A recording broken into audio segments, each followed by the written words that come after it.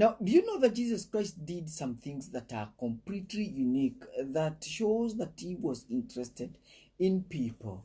Now, welcome to Matthew chapter 8. This is Marketplace Believers, an online platform that engages, equips, and helps believers to live a holy life and to be useful in leadership and business. My name is John Kimani.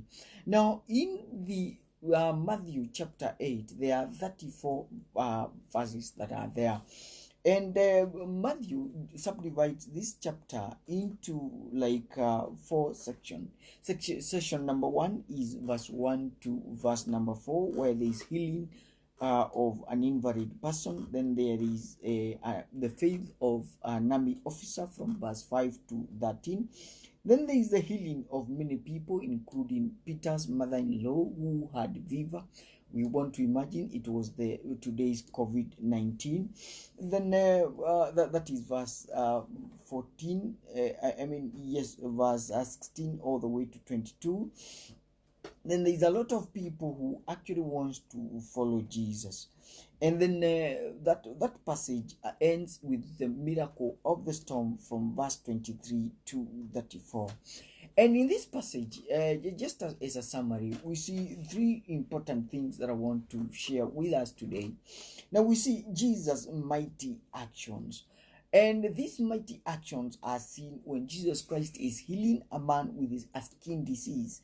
And even number 2, the army officer from Capernaum who comes, and Jesus actually goes and heals this guy from a distance through proxy. And then of course we see Jesus Christ going out there and touching the mother of Peter. And then think about it, him being able to calm the storm that were facing in the Sea of Galilee. And then the pair of the demon-possessed people that were healed at the tail end. And these are some of the mighty actions that Jesus Christ did in that time. Now let's look at Jesus' unique actions. Now there were Jesus' mighty actions, but there were some mighty, unique actions. Now look at him touching the untouchables, the women, the lepers people, touching such people. Look at him being again amazed by the person, by the faith of the centurion army officer.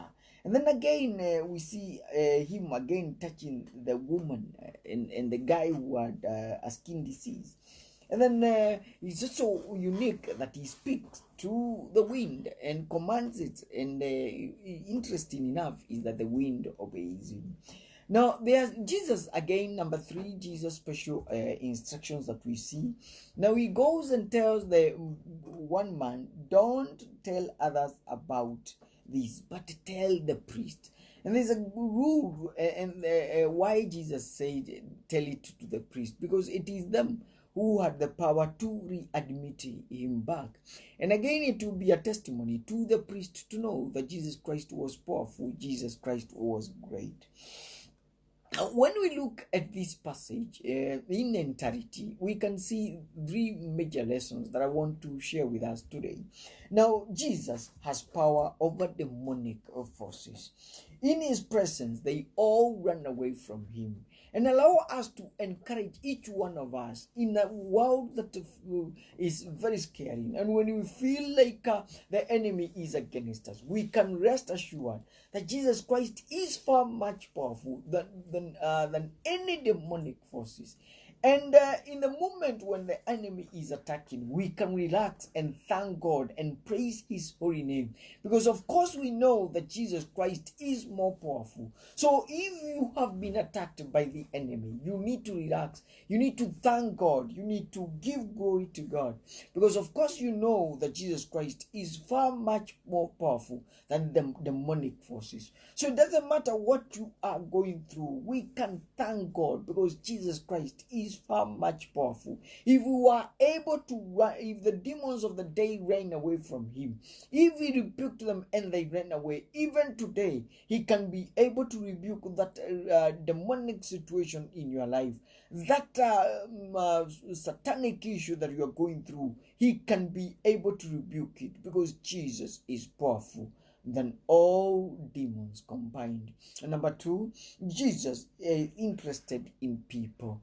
Look at him touching the untouchables. Look at him going to to go to heal women. Look at him going to heal non-Jews. It simply shows to us, as Matthew would want us also to know, that Jesus Christ's agenda was not only for the Jews, but also that Jesus Christ had an agenda for other people. He touched and spoke to social outcasts of the society, which shows that he was interested. He loved people. He cared for the people. And we must speak to the political class, and more especially to Wanjiko, and tell her that when it comes to election, you need to elect somebody who is interested in people, somebody who loves, somebody who cares, somebody who empathizes, somebody who wants to uplift people's lives, somebody who wants to touch, somebody who wants to impact, somebody who wants to improve the lives of people, somebody interested in people, because Jesus was interested in people. And stranger enough is that most people, especially leaders, are interested in programs. They're interested in policies. Jesus was not interested in policies. Jesus was not interested in the calendar. Jesus Christ was not interested in the program. Jesus was interested in people. No wonder wherever he went, people followed him. Because for him, people were important. Until that time when people become important, when people become special, when people become our number one priority, when people become our greatest occupation, when programs and policies are not the big thing, but people are important, when we allow people to interrupt us, when we know people are our business, whether we're in the coffee industry, whether we're in the tea industry, it doesn't matter what we are doing, but when we recognize that our principal purpose, our greatest preoccupation is people, then that is the moment when you're going to make a difference in the lives of people. And then finally, not only does Jesus Christ have power over demonic forces and interested in people, but again, of encouragement is that Jesus Christ have power over nature. Now, the storms of life would obey him.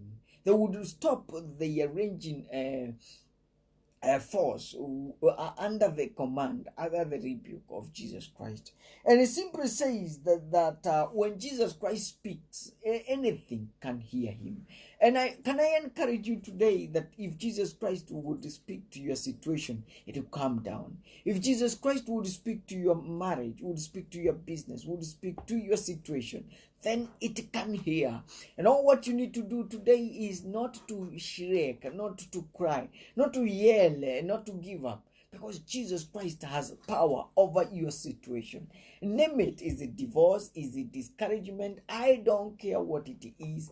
But I can tell you for free, we've lived long enough to know that Jesus Christ is powerful over your situation. So why are you discouraged? Why are you giving up? Why are you downcast? Why are you walking out in a sluggish manner?